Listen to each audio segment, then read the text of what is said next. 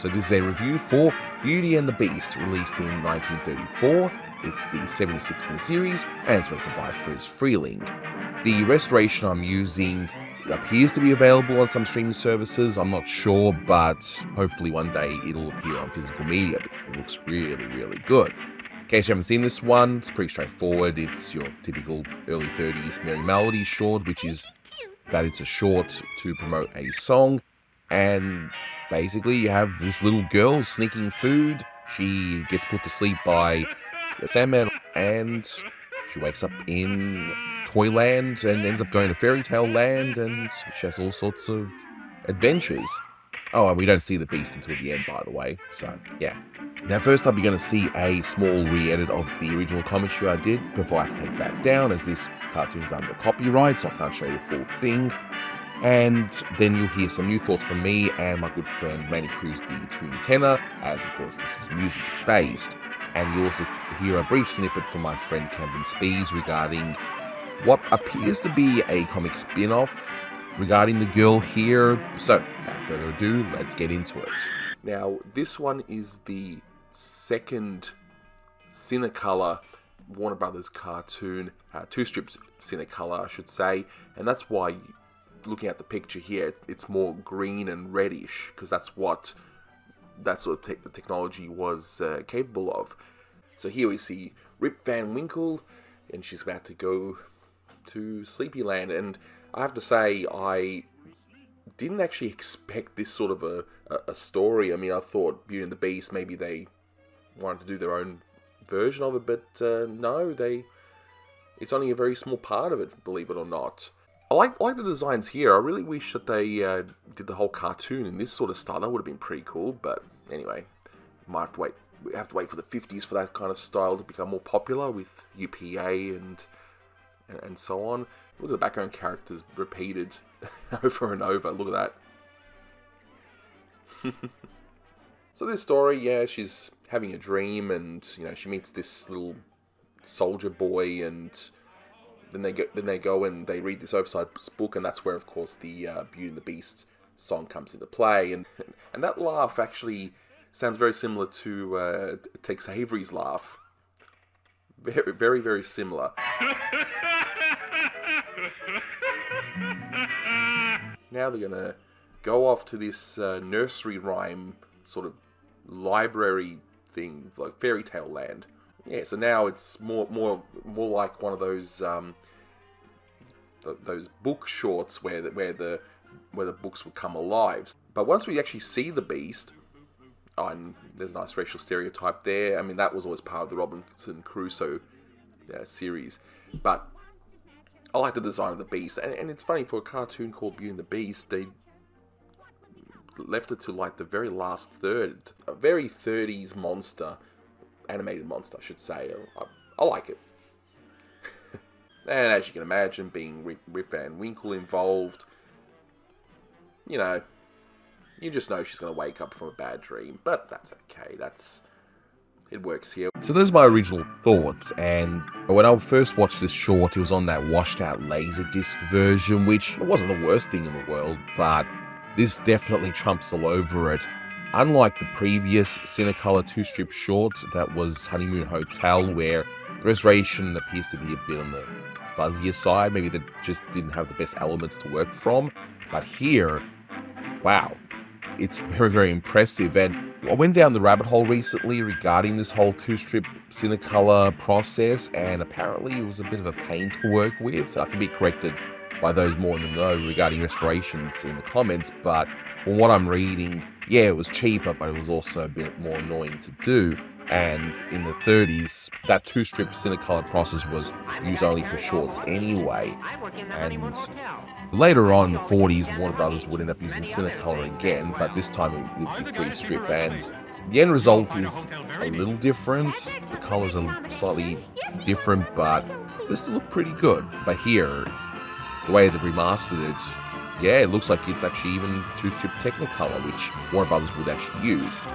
So yeah, this is the final two-strip Cinecolor short. They did two, and now they're going to go back to black and white, and I've seen various reasons why that's the case, and some have said it's due to cost, even though Cinecolor was the cheaper color process, but this is Schlesinger we're talking about here, and I would imagine with Buddy not setting the world on fire, Bosco was pretty popular, but I would imagine with Buddy just not setting the world on fire, maybe there had to be some cost cutbacks, and Schlesinger just decided to go back to doing black and white for a bit, but I don't know.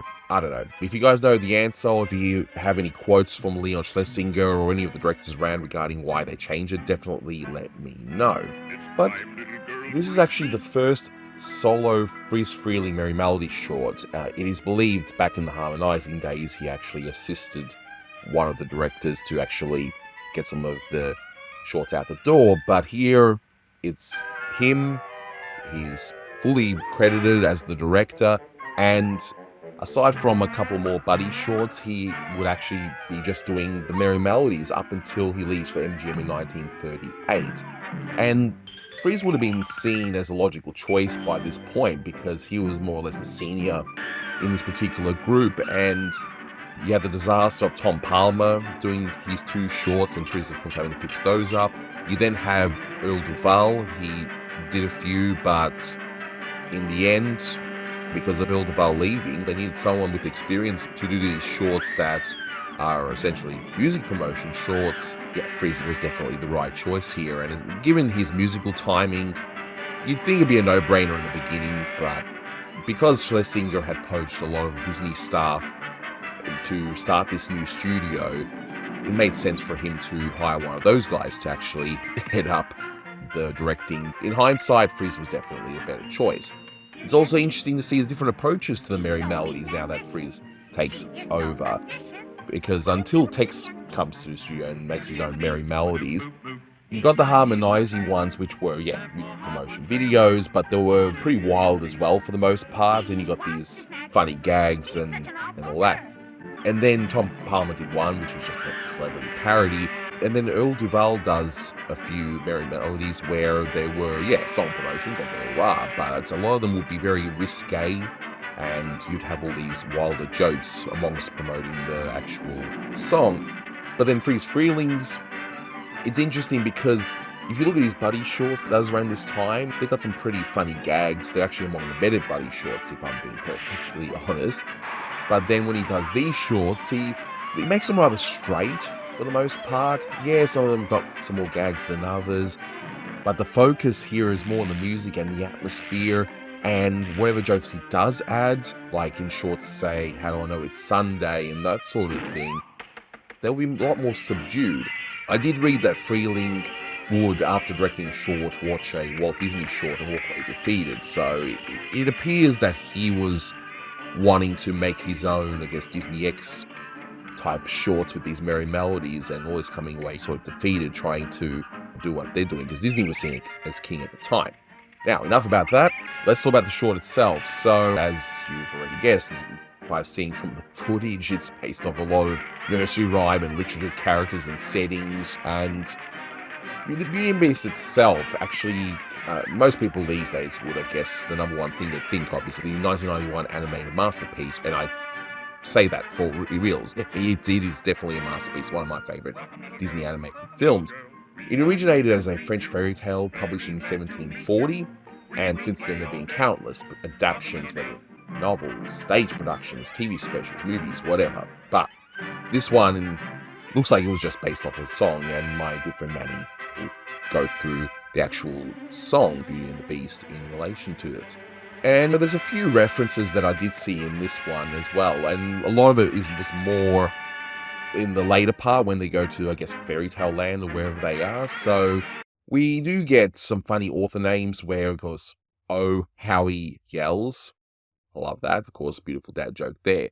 But we get a nice little sweet credit there. He goes Lillian Freleng, and that ended up being Friz Freleng's wife. So that's a nice little touch there. I thought that was pretty sweet. Then you have the novels themselves. You got the Robinson Crusoe. That was a novel that originated in 1719 and has since had many imitations and film and radio adaptations about basically this castaway and his life on the island. Now, Funny Face might be a reference to the 1927 Broadway show, but I can't really confirm what it is. So if you have an answer for that, definitely let me know. And of course, Treasure Island is a famous novel. It was originally published in serial form and then, of course, put together as a novel. And yeah, that's been imitated countless times, especially upon depictions of pirates with peg legs and buried treasure and that sort of stuff. And we also see the ducks turning to this thing that says nerds, and that's just an old way of saying something like damn it. So there's that. But as for the show itself, let's go through some of it. And the timing of the clock from the beginning, pure Friz, and you can see exactly why he's the right choice for doing these Merrie Melodie series. And you see this girl, she's of course eating some fruit and some chocolate, so of course lots and lots of sugar. But you do have to wonder what's in those chocolates to have the Sandman come from the wall. It looks kind of creepy, but whatever. Whatever. Now, my favorite background is when the girl goes to sleep, and of course the background is very stylish, and I really, really would have loved them to have the whole short like that, but keep in mind this is the early 30s, and such a thing would have been seen as out of place. If you look in the 40s when Chuck Jones did the Dover Boys, that was pretty much out of place. That was more of a 50s style short than what was coming out around that time. And yeah, we get a lot of the music. Again, Manny will discuss all of that, because he knows more about that than me. But in terms of animation, of course, again, we get lots of instances of the trademark freeze timing with the soldiers marching.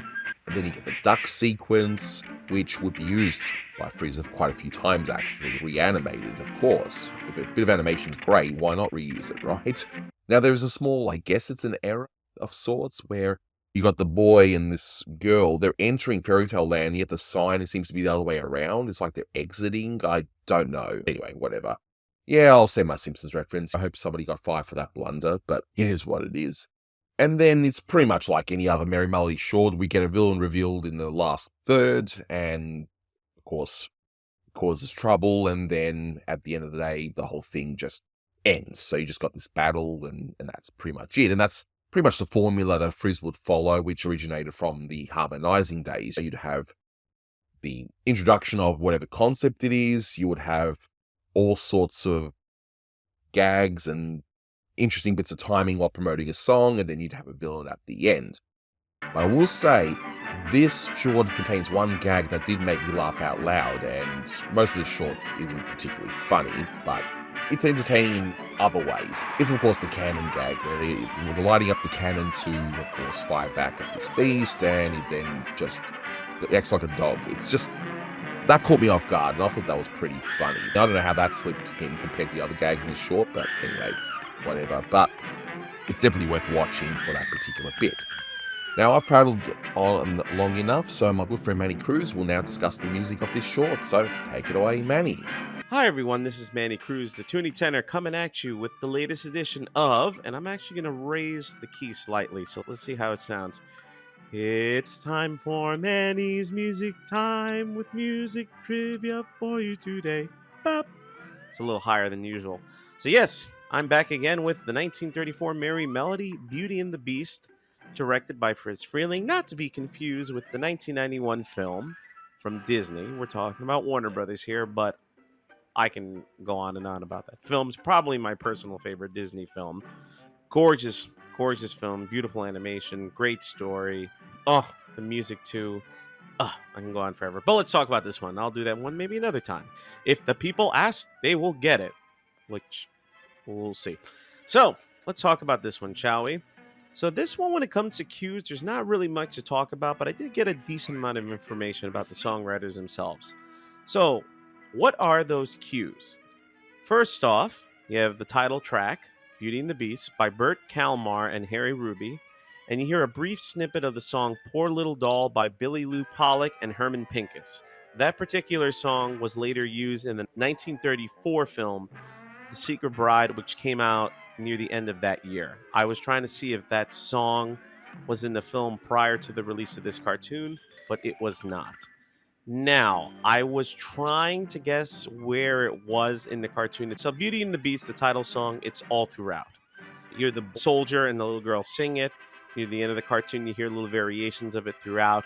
And when the little girl first comes to Dreamland, you hear the welcoming committee, the trio, which was sung by the Varsity Three. They sing "Welcome, Little Girl," da da da da da. So they sing the melody of the song, both altered lyrics. Welcome, little girl, we are here to greet you. Very glad to meet you. We will play all day. Welcome, little girl. But for the song "Poor Little Doll," I'm assuming, and I wish I had a way of getting a copy of "The Secret Bride" in time to verify, but I believe it's the song that you hear after the ducks do their dance and they start to skate and you hear a waltz 1 2 3 1 2 3 1 2 3.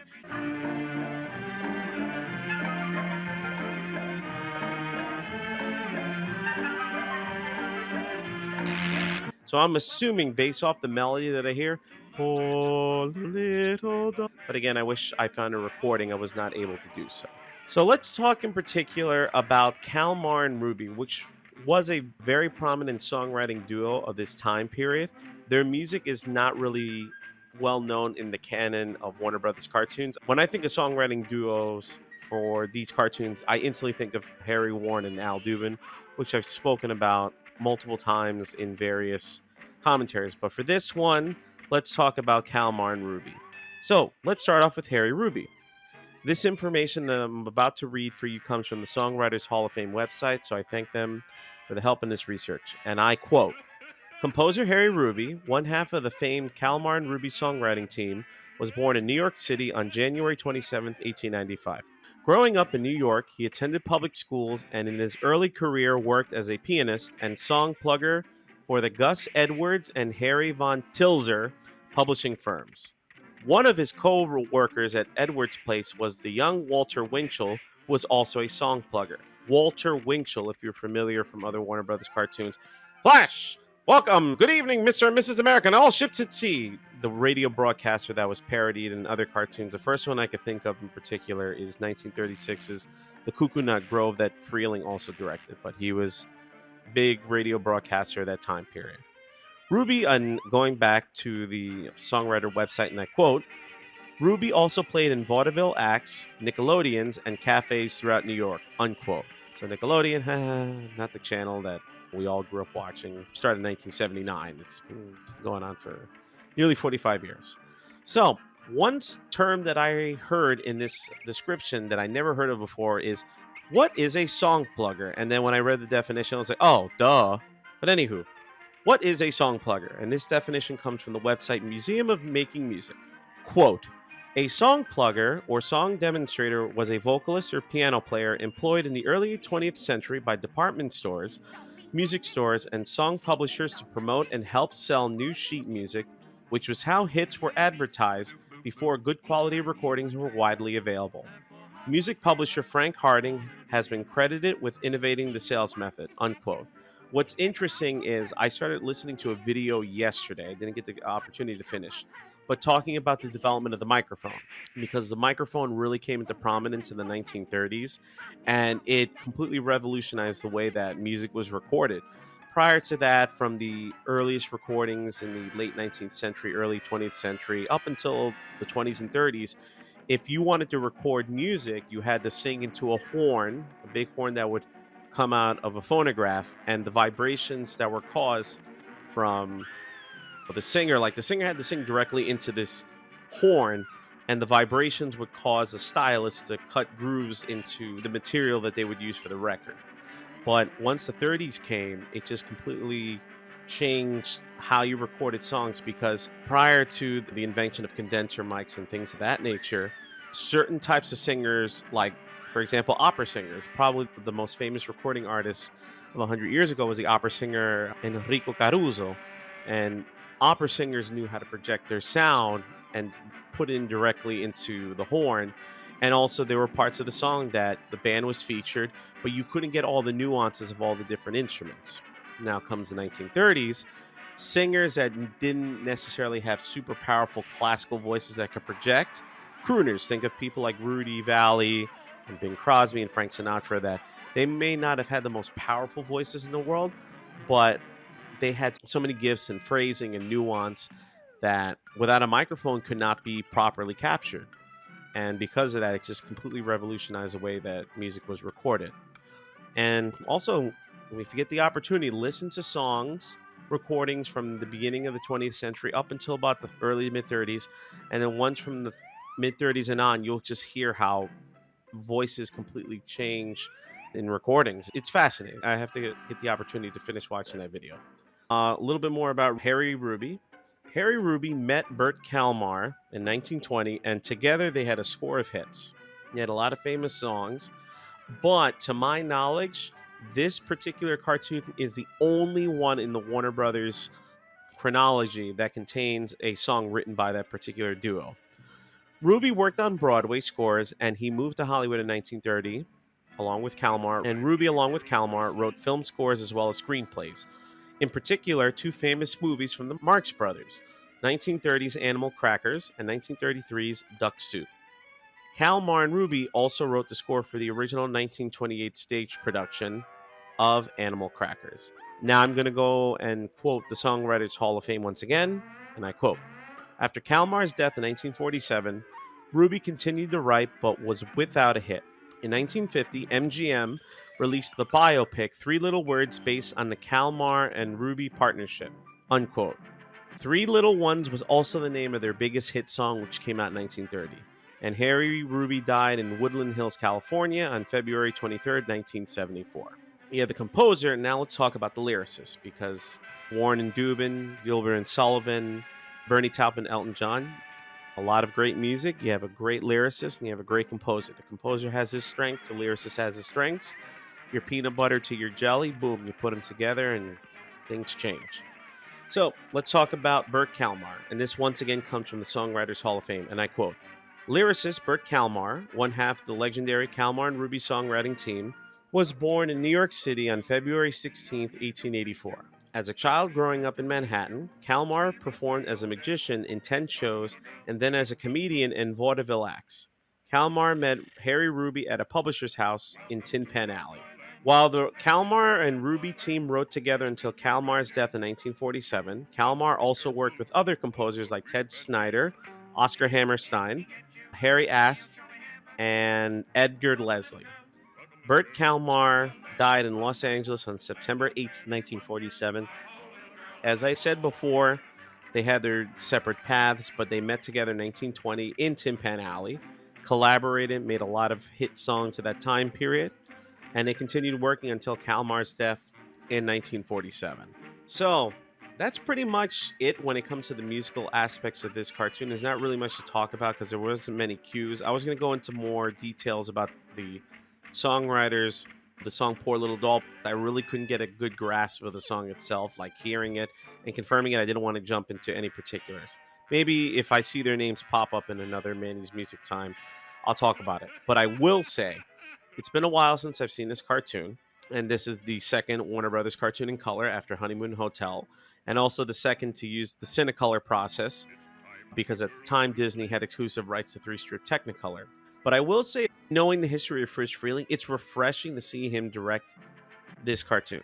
It's his third credited cartoon overall. He did 2 Buddy cartoons, Buddy and Towser and Buddy the Gob.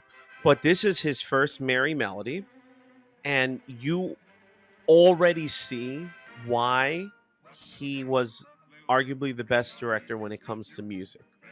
Because, yeah, the cartoon's not the greatest thing in the world, but certain moments just pop out to me in particular because you already see the seeds of just how great Friz was at musical timing and animation.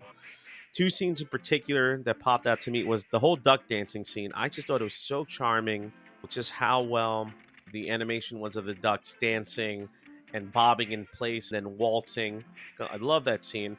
And then it segues into the waltz where you see them ice skating and you have one of the gnomes creating snow out of saltine crackers.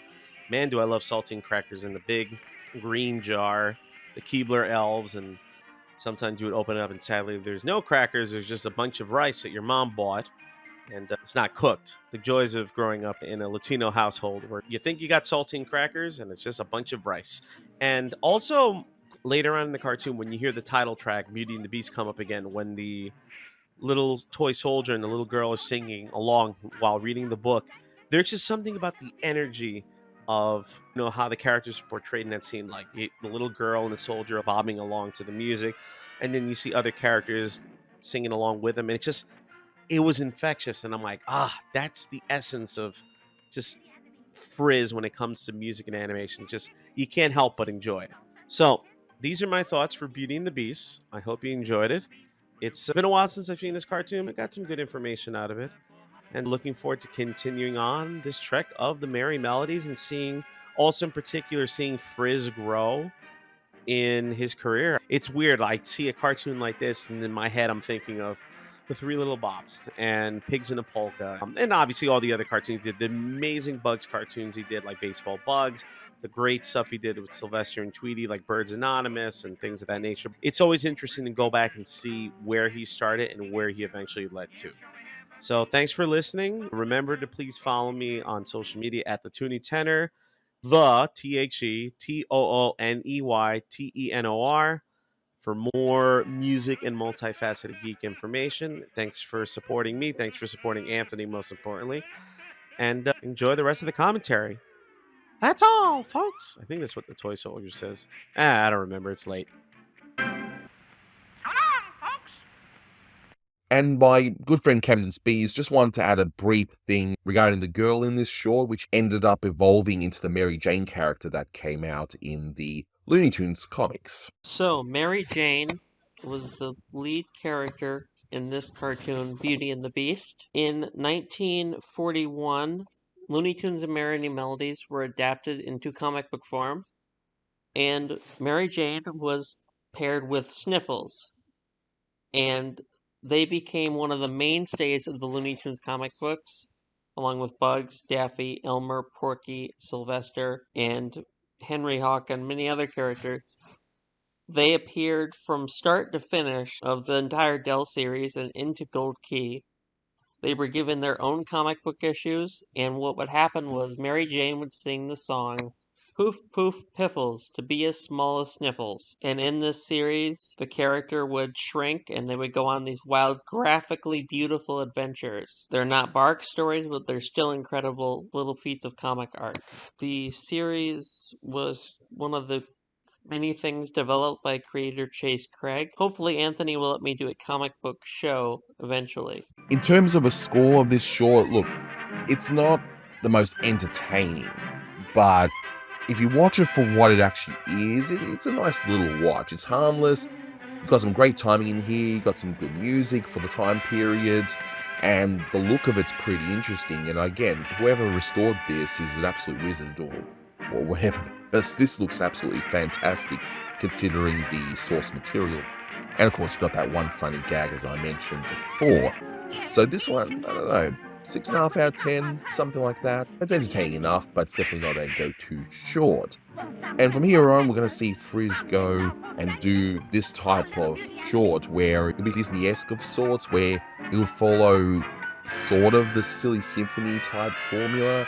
It would be like a Silly Symphonies in terms of atmosphere and mood and that, where you wouldn't get the wildest gags, but you'd get something that promotes the music and get some funny business around, which once Tex Avery comes in and does his Merrie Melodies, like I Love the Singer and that sort of stuff, that's when Friz ends up doing a lot more gags in his ones. But we've still got a while to get there, but yeah, that'll do it for this one. Thank you so much for watching, and until next time, take care.